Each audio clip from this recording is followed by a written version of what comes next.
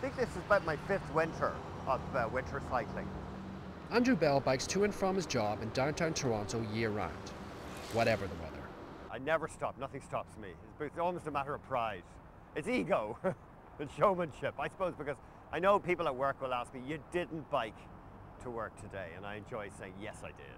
What about when it's really, really, really cold, like minus 20 or 30? Well, I mean, the thing is your body generates so much heat that as long as you've covered your skin, you're okay. In very cold weather, I'll put a windproof pants on over here, but I've got a shell, I've got a light fleece. You don't even need that. You can get away with just a shell and a t-shirt. I did go and buy special Gore-Tex lobster gloves that would go up, but like I've hardly ever used them. Let me show you the garment that makes winter cycling possible in my view. It's this thing, the bibby scarf. Because a normal scarf is useless, it won't stay up around your face. But this guy, you're fixed. So anyway, that's the simple device has enabled me to be a winter cyclist. Do you have a special bike for biking? Nothing really. This is a garage sale bike, and you want a cheap bike because the salt will corrode it. No, nothing really. Lights are good to have because obviously visibility is poor, and I just have extensive reflectology on the back.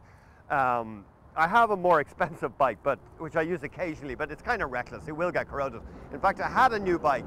It was my wife's bike a few years ago, but I used it for winter cycling, and I brought it into the guy to get it serviced, the shop where they'd sold it to me, and the guy was crying when he saw the state it was in.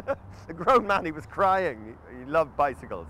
Do you adapt your riding style at all during the winter when it is dicey out there? Yeah, more cautious. I'm much slower. I would say that, you know, a trip that would normally take 15 minutes will take at least 20 minutes. It adds at least a third. Oh, jeez. Oh, man.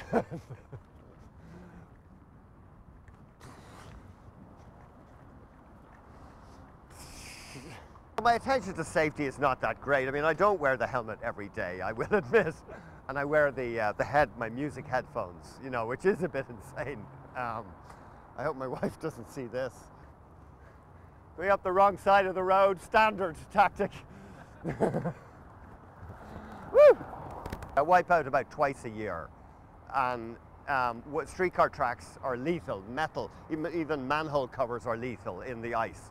When you wake up and it is really cold and snowy. Sometimes I do wake up and look out the window and I think, oh, I got us, you know, and a cab is nice sometimes.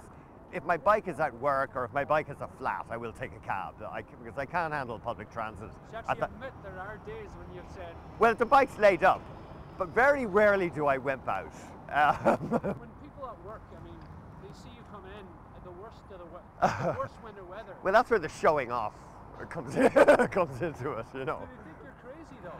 I think they do. I think people can't understand it. There is almost a zen about it though, because it's almost like you rise above the winter. If you're just a transit user, you've got to trudge through and the streetcar's delayed.